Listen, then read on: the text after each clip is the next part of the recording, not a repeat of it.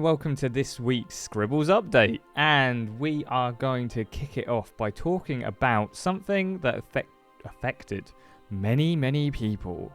And that was PlayStation went down.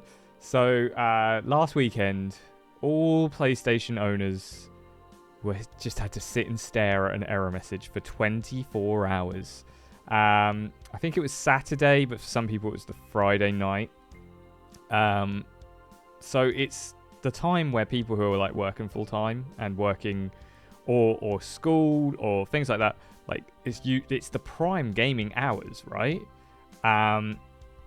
So really a lot of people who were like annoyed and like what's going on, and a lot of people who couldn't even access games because of having the always online feature and stuff on a lot of modern games nowadays. So what actually happened is not a lot of information has been shared by PlayStation, obviously, but one thing I'm relieved by, it's not a hack, because I do have a PlayStation account, so I was like, oh no, not again. But PlayStation posted that the outage was and I quote, operational issue with the network service. So it doesn't really give us any more information other than the network stopped working. But at least my details aren't out on the dark web. Well, they probably still are, but not from Sony. And the question is, what is PlayStation going to do with it now? Like, now that they've fixed it, what's their next steps? Well, to say sorry, they gave current PSNs or PS Plus, PlayStation Plus, whatever their subscription's called, PlayStation Network subscribers or whatever they are, 5 free days to say sorry. A lot of people were like, that's worse than getting nothing, right? But the main thing I see is the problem is they've probably either paid for a year or they're paying monthly, and it's a very regular payment that they don't really think about. You know, it just goes out of their bank. So 5 extra days isn't enough to make people really like notice it. If you got a month for free, like a whole month where you didn't have to pay for it, maybe you'd notice it a bit more. But even then, it's kind of minuscule in terms of cost and that. What I would probably have done if I was PlayStation, talking from someone who doesn't have to worry about the money side of it all, is I would have given 5 free PSN days or PlayStation Plus days or whatever it is to non-users. So anyone who has an account, you can, and maybe give it like you can get 5 free days by just clicking this link or something like that. Do you know what I mean? Could be abused, but I would go for that. And then all of the people who already are subscribers, they don't need extra days. They're already subscribing, so I would have given them a free game of some description, because that's a good way to appease gamers. Free games are always something that makes them happy. So I don't know, it will be interesting to see the fallout from this, because I think PlayStation last time they had a massive hack and they went down, a lot of people jumped ship and went to either Xbox or PC or even Nintendo, and they were really unhappy with PlayStation and just decided they're done with them. So it'll be interesting to see in the next year if that affects their numbers or anything, or if it just is business as usual. It's just one day, so nothing will happen from it potentially, but we'll see. But one thing that I found really interesting, the discussion that was being had after, is how people started to realize how we don't actually own games anymore. So games used to be, you got the disc. If you wanted to play the game, you'd put the disc in. Now, sometimes you don't even get the disc, do you? Because you've got digital-only consoles and stuff like that. And if you want to play a game, even if you own the game, it might not be accessible because of the live access or like always online features and stuff like that, which block you from even loading the game up, or just it being on the cloud or something like that. So a lot of like physical media right now is looking really like attractive to just so that you can know you can play the game. I mean, some of these games, even if you had the physical media, like you wouldn't be able to play COD online, would you, and stuff like that. But you could play, I would imagine, most single player games without the network being up and being able to just play it on your system, unless they're like Destiny, where they've got the live action or live service. Sorry. So yeah, it's an interesting time, but PlayStation now have kind of settled the waters. Everything seems like it's running fine now. People are still unhappy, but I think you'll probably see a lot of that die down this week. So I'd like to know what you guys think. About what happened with PlayStation. Are you one of the people affected? Are you annoyed by it? Also, what do you think? Do you think physical media might be more important than we realize? Are you thinking, actually, what am I doing with my gaming? I need to find a way so that I can play games even if the systems are down, you know? I'd really be interested in finding out what other people think about that. So let me know in the comments. But we're going to go on to the next news item, and that is staying with PlayStation, but something a bit more positive, because we've just ragged on PlayStation a little bit. So they had their State of Play this week.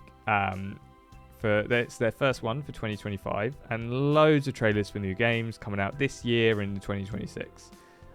There were some really big announcements. We had Metal Gear Solid Snake Eater, Lies of P sequel. I think it's a sequel anyway. A Days Gone PS5 remaster, a Borderlands 4, look at that, and some new IPs as well, look quite nice and fancy, very shiny, called Mind's Eye and Saros, I think. There's also a lot of other stuff which I wasn't super into. I don't really like JRPGs and Souls-likes games. I think they're a very Marmite sort of game anyway, game types. But there was a lot on display for that. So there was Monster Hunter Wilds is coming out this month and has a free update coming out at the same time, which I find a bit strange, but you know, if that's what they want to do. It has like a bubble dragon. The dragon looked cool. I'll give them that. There was some others like Lost Soul Aside, Onimusha, Way of the Sword, Tides of Annihilation, and some Stellar Blade DLC with some anime girls jumping around. For me, my personal highlights was Directive 8020, which was by the devs who made Until Dawn and The Quarry. And it's a space horror, and the vibe it gives me is The Thing, but in space. So if you've seen The Thing movie, or the modern one, it's like alien kind of shape-shifting into people and stuff like that. Looks really cool. Like, really, really crisp looking graphics. Like, and the thing that the Until Dawn and The Quarry had is actors. So like you've got actual actors playing in it. Not saying that gaming acting isn't good enough, but like you've got recognizable faces from TV and movies in there as well, which is just kind of a nice little touch. So really looking forward to that one. Another one is Darwin's Paradox. It's a fun looking game because it was a little octopus that's caught and ends up in a food factory, and it tries to escape, but it has a dark secret. That's what they said. I don't know what the dark secret is. That's obviously what you find out in the game. But it looks, in terms of like gameplay and like the kind of aesthetic of it all, it looks similar to Inside and in a way Limbo, because Inside and Limbo were very similar to each other. So like that kind of, you don't get the story told to you directly, but you see the story through background and like things happening around your character, which I really enjoyed Inside, especially. I thought it was a great game, and Limbo was great actually as well. So I love them both. But the other difference with this one is there's a mechanic where the octopus can like use its camo to change its color to blend into the floor, or like look like a pile of trash or something like that. It looked really cool and like a nice little like fun thing to include, and it's one of those games which I saw and I was like, I'm going to be getting that when it comes out. It looks really good. I definitely want to play it. I probably, if I want, I don't know, I don't want to say too early, but I'll probably play it on the channel because I like the look of it so much. Another one, I've already mentioned it, but Mind's Eye looks really interesting. So it basically, if you imagine someone got Cyberpunk, GTA 5, Detroit Become Human, shoved them all into like a cauldron, then threw some iRobot on top, and then cooked it all up and made a game out of that. That is what this looks like it is. Really cinematic. Looks like it's going to be crazy. Explosions everywhere. Like very much like in GTA where you're like jumping out your car, like shooting up stuff and that. It just looks really, really cool. A lot of polish to the trailers that they showed. They showed two. They showed a cinematic and a little bit of a gameplay. But I think this is the first we've seen of it, and we've been burnt before by amazing trailers that come out for kind of mediocre games. So we'll just have to wait and see with that one. And then finally, there was one called Saros, which is another new IP, which looks really well polished, looked really cool. The biggest thing for me that looked really cool about it is the main character who you play as, I'm guessing, is Raul Cooley. And you might not know him. He's an actor who was in iZombie and stuff like that. He's shown up a lot on Funhouse content, and he's also on Netflix shows as well. And I'm trying to remember the director's name, but I can't. But he's shown up on a few shows for a specific director on Netflix. But my favorite thing that he ever did was over lockdown, him, Jacob and Bruce did a drunk recital of the Star Wars script from memory. Greatest piece of entertainment I've ever seen. They've taken him down now because Raul has actually acted alongside Star Wars actors and he didn't want to seem disrespectful, which I understand, but I'm so sad because that was so funny and so good. So I'm really excited to see him in his own game. The game itself, there's no information about it really. It's just a guy wakes up on a beach and then a big multiple armed giant shoots the sun at him or something. I don't really know. It looks really cool. I'm really looking forward to seeing more, but we have to wait till 2026 for that one. So we'll just have to wait and see what happens with that. But I'm quietly quite excited about that. Not that quiet about it. Am I talking about it on my video? There was other stuff. Like WWE 2K25 have this new system where it's basically a Ready Player One style lobby or world where you have a character that can mingle with other characters without actually playing the game. That is part of the game, I guess, where you're in this area where you can shop, you can talk with people, you can do other stuff. It looks like they're trying to make it a live service hub area for people just to chill out in, but in between games, just in general. It looks a really interesting concept. I wasn't expecting it for WWE, but we'll see how that looks. Maybe that's something that's going to be really cool in the future that they're going to build off of.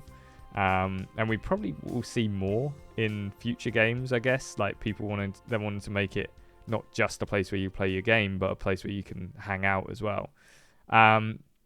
Splitgate got a trailer and it's coming to PS5. I think it's only out on PC at the moment then, but it's coming to PS5 this year.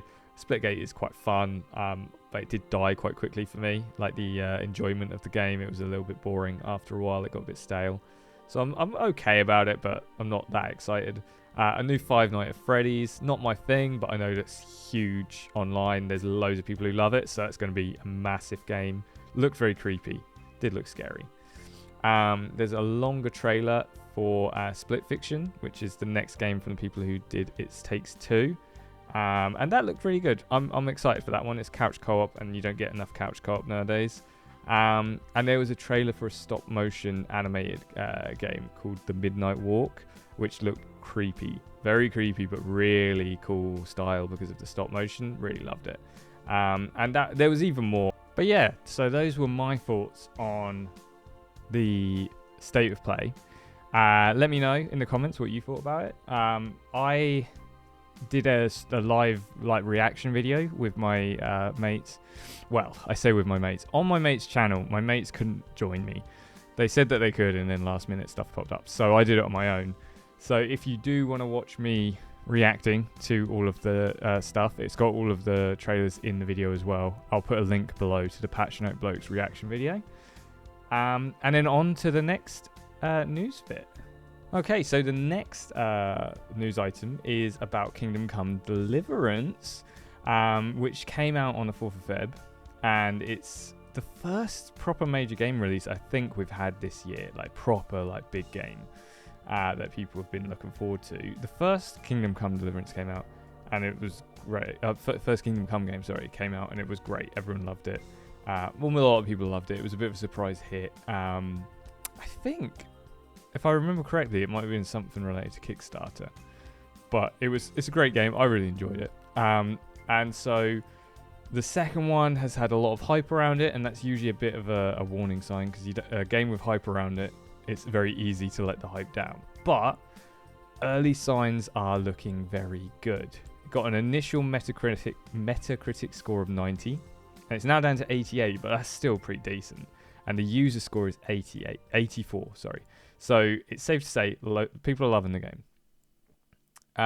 The negative feedback I've seen online, I don't know if there's any others, let me know if you've seen any others, but it's the realism is too much, or it limits you too much. So like the new features, there's a really early version of a gun. It's basically a pipe with gunpowder in that you just aim directly at someone and light the fuse and hope that it hits them, sort of thing.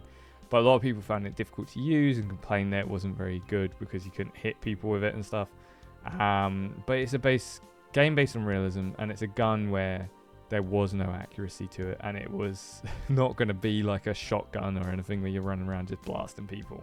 So it's not really what the game is, so I feel like people just haven't really got that. But the other way in which it's been really successful is money, and money talks. So the developers called Warhorse Studios posted a little thing, I think on their socials, and they reported that they'd made all their money back on the game in one day, and they were making profit off of it in that one day as well.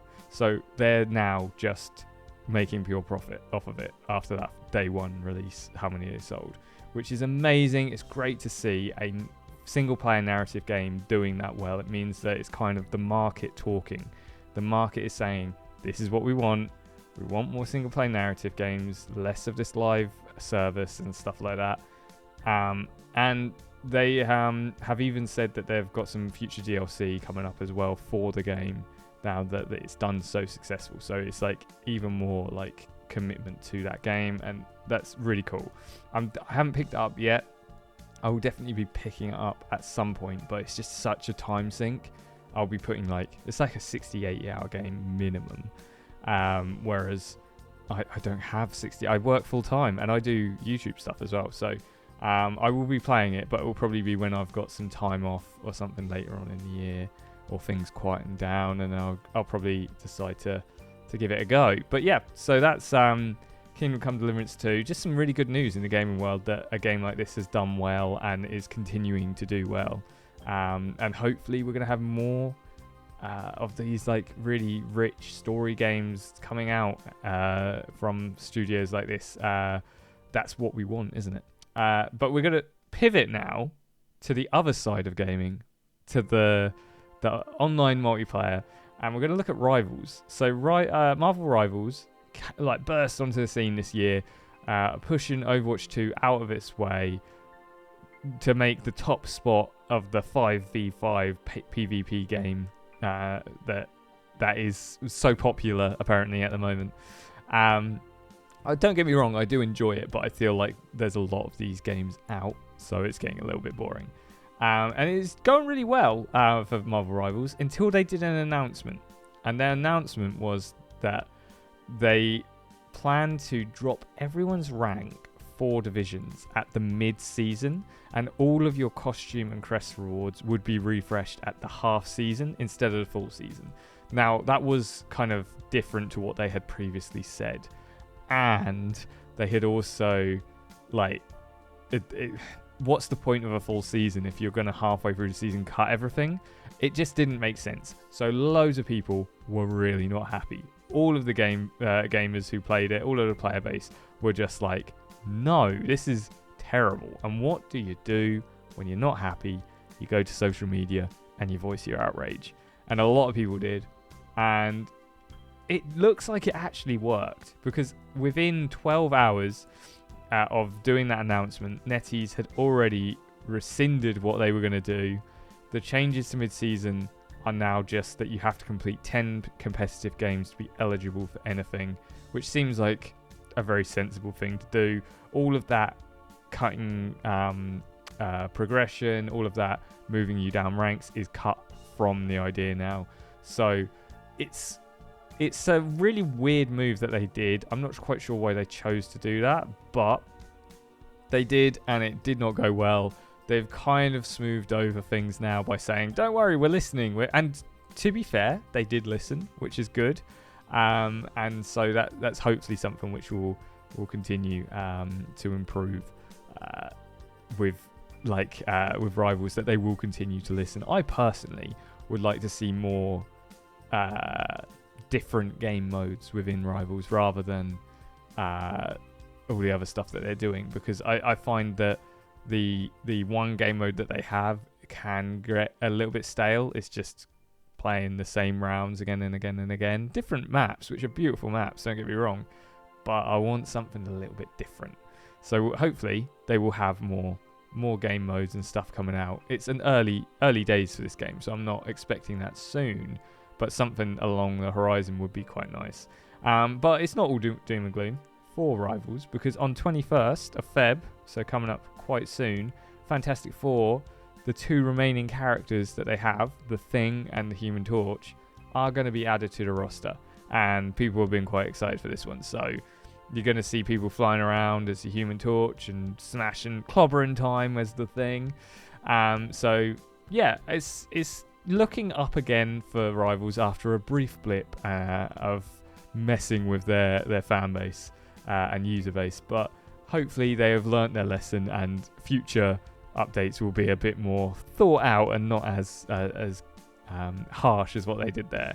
So that's been my update for this week. Some interesting stuff coming out. A lot of new games being announced and stuff, which is always fun. I do love the state of plays and stuff. There's also a Xbox One, indie Xbox One coming out in a couple of weeks, I think, on a Monday. So I'll definitely be checking that out and having a look. But yeah, let me know your thoughts. Let me know if there's anything else which I missed happened this week in the gaming world which you think is noteworthy. Thanks for watching. Remember to like, comment, subscribe, and I'll see you when I see you.